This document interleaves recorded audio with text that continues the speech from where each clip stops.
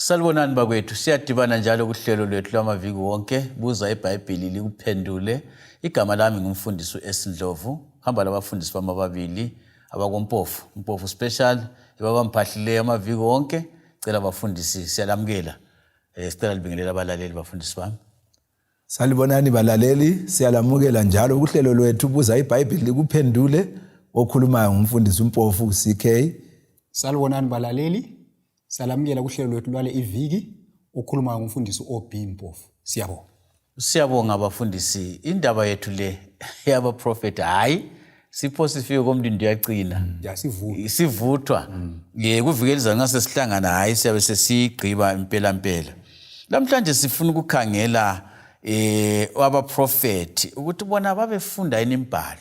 Singakakhangeli indaba eyiyo enkulu ukuthi udaba babeluthola babeludlulisela njani kwabanye abantu kumbe ebantwini.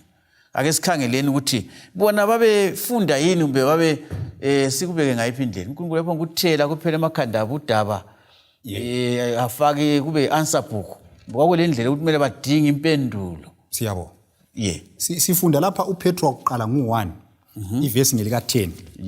Ithi yona abaprofeti abachumayela ngomusa obuzakuza kini bafunisisa babuzisisa ngalokhu kusindiswa. So lapha iBhayibhili ithi yona abaprofeti ababethunywa nguNkulunkulu babefunisisa ngesikhiwa kuthiwa iresearch. Babedingisisa. So babebala iBhayibhili. Ngezinye indlela ukuprofita kweBhayibhili asomfumbe ukuthi umuntu babephonga ukumelela kuphela ukuthi uNkulunkulu anginike. Abaprofeti labo even ungakhangela isibonelo sika Daniel ikakhulu ku chapter 9 sithola uDaniel efunda incwadi zabo Jeremiah ukuthi kanti uJeremiah utheni ngokukhululwa kwabantwana bakwaIsrayeli ngemva kweminyaka engu7. Abakhangela izincwadi zabo Mose. So abaprofeti babe ngama students eBhayibhili. Babebala iBhayibhili befunda iziprofeti zabanye. uNkulunkulu wayengabaniki konke ukuthela kuphela ekhanda. Ngesikhiwa bathi kuthiwa yikuspoon feed ukuthi into yonke ibuya emkhamisa kuphela. Hayi babelengcenye labo ababeyithatha babelendima yabo eyokubalisisa okuseBhayibhilini. So khonapho sithi ungakadluli imfundisi ungakadluli so ngiyaxolisa ukubamba umlomo ukuthi kungenza ngenye indlela kulezinye izinto ababengazitshengiswa kodwa basaliwe ngani abazwisisa ukuthi kukhulunywa ngani. Babe sebesiyabala sebayibala. So ngezinye indlela khonapho lathi siyafunda uNkulunkulu ukuthi uNkulunkulu kayisiku uNkulunkulu kadlali ngamaphupho lemibono ukuthi lapho nguthela kuphela ukuthi umphongo batshengisa uNkulunkulu unika imibono lamaphupho nxa kulendingeko. Kodwa nxa kulento abantu abangayifunda eBhayibhilini bethunganyelwa umoya oyingcwele uyathi kabaye ngaphi kabaye eBhayibhilini. Iyo injongo yokusebenza kwabani kwaNkulunkulu. Mina mfundisi ngicabanga ngifunda kwakuse primary. Sasisiba legwalo lwemaths lwenombolo olulama answers. Kube lelunye olungalama answers. Utitshala wethu yesiba lukhuni ukuthi angakubona uqalisa ngokuvula ianswer. Kulohlubo ngoba awusafundanga lo ngoba ungasuhlwa wabona ianswer wena. Kodwa uthi kufikwe njani kiyo kawukwazi. Ngoba uNkulunkulu wayesenza ukuthi labo ingqondo zabo kazisebenzi. Abaprofeti. Kukhona okunye singakutsho lapho singakadluleli phambili ngendlela amaprofeti ayefunda ngayo eminye imbhalo. Siyabonga mfundisi. Sizakhangela kuEzekiel ngo2 ivesi ngelika 4 kusiya kwelika 8. Ngizafunda lapha. iBhayibhili lithi lona ke lalesi sizukulwana engikuthuma kiso silukhuni kasizwa lapho usithi kiso nanka amazwi enkosi uNkulunkulu bazakwazi ukuthi kukhona umprofeti phakathi kwabo loba belalela loba bengalaleli ngoba bayisizwe esihlamukayo. Ndoda ungesabi ungabesabi lamazwi abo lanxa usemeveni uhlezi phezulu kwabofezela ungawesabi amazwi abo. Ungabesabi ngoba bayisizwe esihlamukayo. Uzakhuluma amazwi ami kibo loba besizwa loba bengezwa ngoba bayisizwe esihlamukayo. Kodwa wena ndoda zwana engikutshoyo kuwe ungabi ngohlamukayo njengalesi sizwe esihlamukayo. Vula umlomo wakho udle engunika khona. uNkulunkulu lo ethuma umprofeti wakhe Ezekiel uEzekiel uyamtshela umumazi ahlangana lawo but ekucineni konke engikuthandayo ukuthi uyamvezela ukuthi umumazi adlula phakathi kwawo ngonjani amkhuthaza ukuthi yena njengomlomo kaNkulunkulu kumele athembeke lamazwi kaNkulunkulu awafikise njengoba ke kunjalo la futhi ameqinisweni. So ukuwadla lapha mfundisi ke ngifuna kakhulu. Right. Ukuthi ukustarta ukubala. Siyabonga mfundisi. Funda. Yebo. Umprofeti kwamele ukuthi afunde. Right. Adinge. Ahlale elakho sibili akwazi loba eulele loba ungaphi abekwazi ukuthi uNkulunkulu uthini. Isikhathi sizajinga. Sithini singakadluli khona.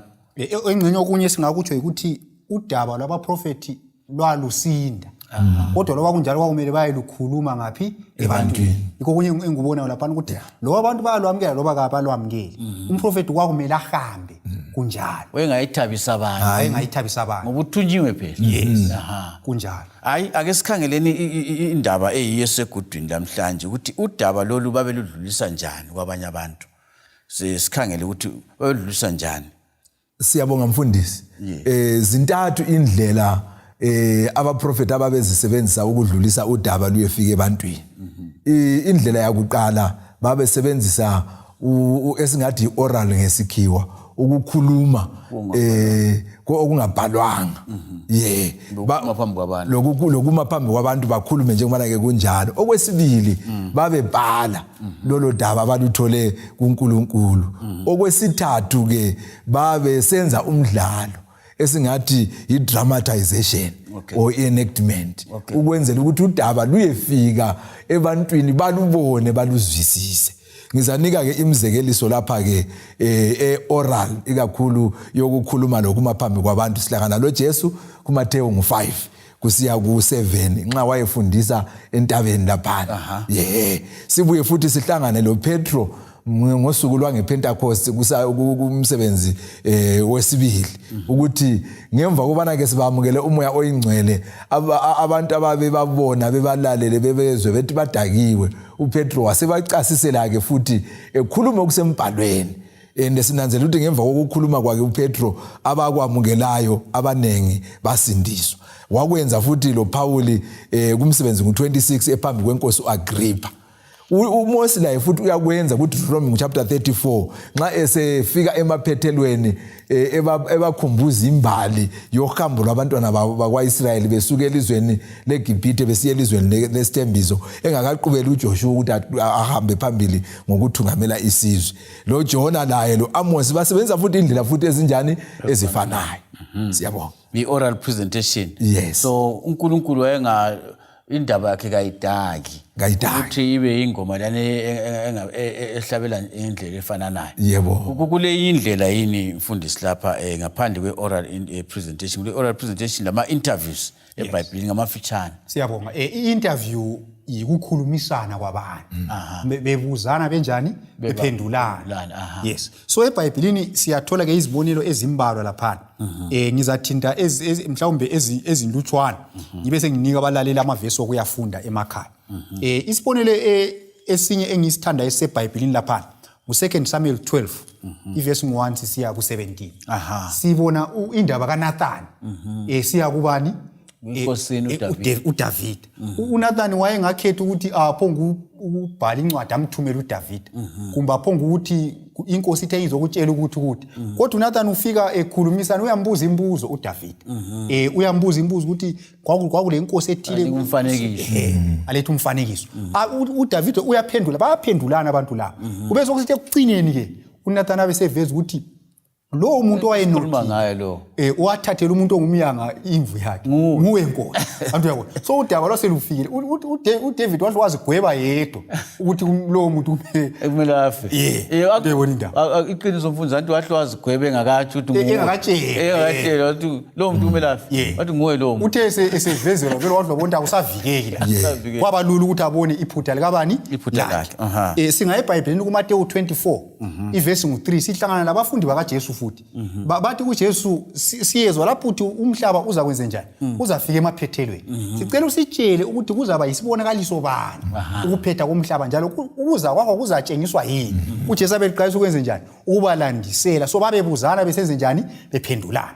Okunye futhi esikubona singakhangela futhi kuJohane chapter 3 usukela kuverse 1 ihlangana le ndoda okuthiwa ngubani uNikodima laye uyahamba kuJesu baba le interview bobabili besenze njani bekhulumisana bebenjani bephendulana so zinenge indlela uNkulunkulu ayizisebenzisa enye yakhona iyonale eyokubuzana abantu besenze njani bephendulana kuba lula futhi ukuthi ngoba phela uteacher la eclassini kafundisi ngendlela eyodwa hayi yikho phela eclassini kumele kube nama teaching aids okumncedisa ngama chart lokuyindayo alethe imizekeliso lemifanekiso ethile ukwenza ukuthi ngoba abantu bachiyene kulomunye umuntu ozwa ngcono ngezindatshana omunye uzwa ngcono nxa kubhala emdulwini omunye uzwa ngcono ngama diagram ngabona imfanekiso so yindlela uNkulunkulu kanjani asebenza ngayo ukuze udaba lwakhe lufike ngapi ebantwini bo ungakadluli imfundisi kachana kakhulu angithi beyavela abakhuluma ngezokukhulumisana leyo into ichoyo ingqondo zethu zongu5 yes angithi yes awubutwa ingqondo senses utwa ingqondo utwa kuyini ingqondo ayi those senses ukuthi nxa usebenzise zonke ingqondo ukuthi umuntu umtshela ulutho uzalubamba ngcono kulokuthi usebenzise yodwa kuphela kunjalo siyabonga okubhalweni mfundisi sithini siyabonga mfundisi lapha sihlangana futhi la ngendlela yokuthi udaba uNkulunkulu wayelufikise ebantwini ngokuthi kubhalwe phansi iBhayibheli lona leli esingalo lohlelo esingalo ukuthi BuzaIbhayibhili likuphendule libhalwa libuya ngendlela yona le efananayo ngakho ke ngithemba ukuthi lesi isibonelo esihle ngiza abanaleli ngizabanika nje amavesi kodwa ke ngizaloyisa ukukhuluma ngoJeremiah 36 lo Daniel 9 verse ngeka2 amanye bazabe bezibhalela phansi abalaleli bazikhangelele bazihlolele amanye amavesi enzalo ukuthi bawakhangele nguDaniel 12 verse 4 lo Isaiah 8 verse 1 le ncwadi abaseKoloso 4 verse ngelika 16 le ncwadi abaseKorinte bakuqala 4 verse ngelika 14 lo 2 Peter 3 iverse 1 lo 2 John chapter 1 lo Jeremiah 29 lo le ncwadi yeziKronike zesibili 21 verse 12 kusiya ku15 yekelani ngibuyeleke kuJeremiah 36 ngifuna ukubala amavesi amalutshwane nje bese ngiwacasisa ke kodwa ke ayazicasisa wona ngokwawo ithona ke kwathi ngomnyaka wesine wokubusa kukaJehoyakhimi indodana kaJosiya inkosi yakoJuda leli lizwi lenkosi lafika kuJeremiah lathi thatha umqulu wencwadi ulobe kiwo wonke amazwi engiwakhulume kuwe ngoIsrayeli ngoJuda la ngazo zonke izizwe kusukisela osukwini engakhuluma kuwe ngoIsrayeli ngoJuda la ngazo zonke izizwe kusukisela osukwini engakhuluma ngalo kuwe ensukwini zikaJosiya kuze kube lamhla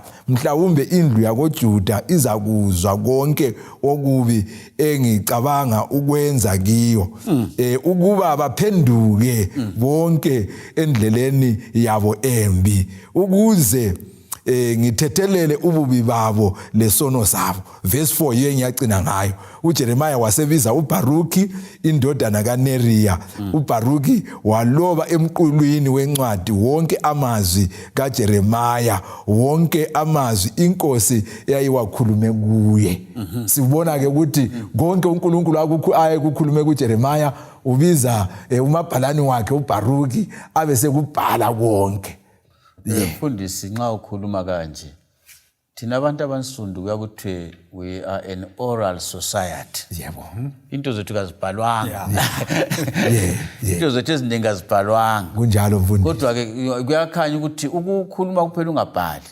kuzakhohlakala kunjalo mfundisi ikho kwenza ukuthi njengabantu abansundu silahlekelwe imbali yethu njengoba kinjalo ngoba okunengi kwakukhulunywa kodwa ungabhalwanga phansi so uNkulunkulu lapha uyedlula ekuthini abantu baphonga ukulalela ukukhuluma asafuna sitshela inganekwana kwasuka kwathi yebo kumbe imbali yemuli yangakini yabe khona uyazi ngekhanda lona umuntu angafa asebesele emuva kungenzakala abangawazi ukuyilandisa leyo kunjalo ngikho sikutshoyo ukuthi ke uNkulunkulu nje obubalisa lapho wathi amazwi engiwakhulumile ayenze njani abhalwe siyabonga kakhulu kulo Daniel futhi ebengifuna ukuthi sicasise uDaniel 9 verse ngesibili ngizayifunda kuphela lapha ithona ke ngomnyaka wakuqala ukubusa kwakhe mina Daniel ngabona ezincwadini ukuthi ubunengi beminyaka yokuchitheka kweJerusalema lakhuluma ngayo ilizwi lenkosi kuJeremiah umprofeti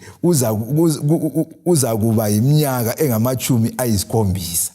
Ngamanye amazwi ngenxa yokuthi kwakubhaliwe abanye abaprofeti nxa base bedinga incazelo babe siyafunda okubhalwe ngabanye abaprofeti. Khona kube sokuncedisa ukuthi ilizwi likaNkulunkulu lihambelane, incazelo singayithathi kwenye indawo kodwa ke sithathe futhi elizwini likaNkulunkulu. Ukubhala. Okunye futhi ipoint eqhakathekileyo. Nxa sesixhumanisa leyana esiqale ngayo ukuthi abaprofeti babefunda ingwalo zabanye, leyo kubhala le. Kuthi ukuthi akuvumi ukuthi umprofeti wanamhlanje athi iBhayibheli libeke eceleni. Yebo. Ngoba kumele alibale. Kunjalo. Ngoba uNkulunkulu nguye owalibhalayo. Yebo. So ilizwi lelo labhalwa endulo. Lokho lilicha ngithola namhlanje nxa umuntu enjani elibala. iBhayibheli ali-expire. Ngoba lilizwi likabani? LikaNkulunkulu. Ngiyabonga ukuthi utsho mfundisi. Sesikhangela isigaba sokugcina okuyidrama, kuthiwa idrama. Manje sithini ngesindebele? Ufanekisa. Imfanekiso. Idrama nje umfanekiso. Umdlalo. Manje ngathi umdlalo sonke into elula. Akulanda bayezwa abalaleli. Abalaleli bayezwa umdlalo oletha isifundo esithile. So lapha zinengi izibonelo esizibona eBhayibhelini. Ngizabala uJeremiah 16. Iverse ngu1. Lingabala abalaleli siyefika kuverse 6 kodwa sihle ngesikhathi ngifike ku3. Enxa ungahlo abalise wonke mfundisi ongasozwa abali. Alright. uJeremiah 16 verse 1 sisiya ku6. Lo 1 Samuel 15 verse 28. Ezekiel 24 verse 24. Lo umsebenzi Acts chapter 21 verse 10 sisiya ku13. Amanye nje ngizawakhuluma ngamafitshane. iBhayibheli ithi yona lapha uJeremiah 16 verse 1. Ilizwi lenkosi lafika kimi lisithi, ungathathi umfazi. Ungabi lamadodana lamadodakazi kulindawo. Ngoba inkosi ithi mayelana lamadodana lamadodakazi azalelwe kulindawo. Lingabonina laboyise ababazalelwe kulelizwe bazabulawa yikufa okwesabekayo. So lapha uNkulunkulu uthi Jeremiah ungathathi umfazi.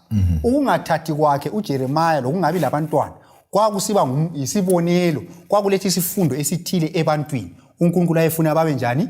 Babesazi. Ungafunda umsebenzi ngu 21 verse 10 usiya ku13. Kuthiwa kwabuye umunye umprofeti okuthiwa nguAgabus. Wabethatha isigqoko sikaPawuli. Wabe ezibopha izandla.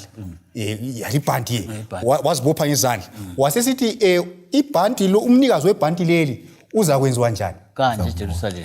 Yikho kuzakwenzakala kuye. So ukuzibopha kwakhe kwakutshengisela lokho kuzakwenzakala kuPawuli angafika ngapi eJerusalem ukuthi wayeza kubotshwa. Then ungafunda u1 Samuel 15 verse 28. Kuthiwa uSamuel wathi hamba kwa ingubo yakhe yayenziwa njani? Wayibamba uSauli. Sauli esebambi ingubo kumbe isigqoko sakhe sadabuka. uSamuel wasithi uyabona ukuthi isigqoko sami sidabukile. uNkulunkulu uzakuthathela umbuso ukuba kuzadabuka uNkulunkulu awunike ngapi? Awunike omunye umuntu. So kudabuka kwengubo kwaso kuyidrama. So kuyisibonelo esifanekisa iqiniso uNkulunkulu ayefuna liye kubani? kuSauli. So ngeyinye indlela uNkulunkulu ayayisebenzisa ukuveza iqiniso lakhe eBhayibhelini. Hayi siyabonga abafundisi, indaba imnandi. Ngiyabona lehlukanisa ibambo lomgogodla lehluba indlu bekhasini. Ngicela ukuthi sigqiba la. Sikhangele uTimothy wesibili ngu3 indima ka16.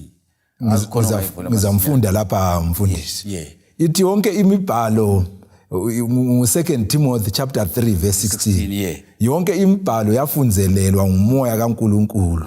Ilungele ukufundisa, lokukhalimela, lokuqondisa, lokufundisela ukulunga.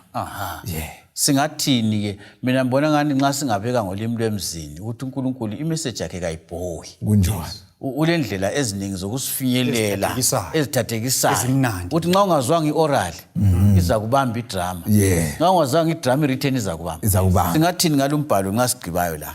Singathi thina phezulu kwakho konke kumbe umprofeti wayekhuluma ngamazwi, kumbe wayebhala phansi, kumbe wayesenza idrama le. Abaprofeti bonke abaseBhayibhelini babephefumulelwe ngumoya oyingcwele. So kumele siyibambisise yona leyo. iBhayibheli alehlukaniswa. Asingeke salehlukanisa ukuthi uNathan ngoba wadramatize. Lapho wasesikhulumela kwakhe. So ngabhala ngaphansi ukuthi kathunywa nguNkulunkulu. Hayi, bonke abaprofeti esibabona lapha eBhayibhelini abakhuluma ngomlomo, lababhala phansi, labadramatize babethunywa nguNkulunkulu bephefumulelwe ngumoya oyingcwele. Yikho kuthiwa imibhalo yonke, all scripture is inspired, iphefumulelwe ngumoya onjani? Oyingcwele. Ifanele ukukhuza lokufundisa. Siyabonga abafundisi. Bantu balaleli. Yekelani sigqibe lapha kwalamhlanje. Njengoba nanjilo ukuthi kuvikelizayo hayi sizayikhothamisa sifike komlindo yagcina. Lamhlanje ke sizayiphetha lapha kwalamhlanje. Inombolo zocingo ngezifananayo siziphinda amaviki wonke 078 6204,000 078 6204,000 nxa ucha ucingo WhatsApp 0718 44196 0718 44196. Asidibane njalo kuvikelizayo siyikhothamise siqedelane la indaba yabaprofeti sikhangele ezinye ezilandelayo ngilethemba lokubana liyaphathiseka liyabusiseka ngemakhaya. Inkosi belani, siyabonga.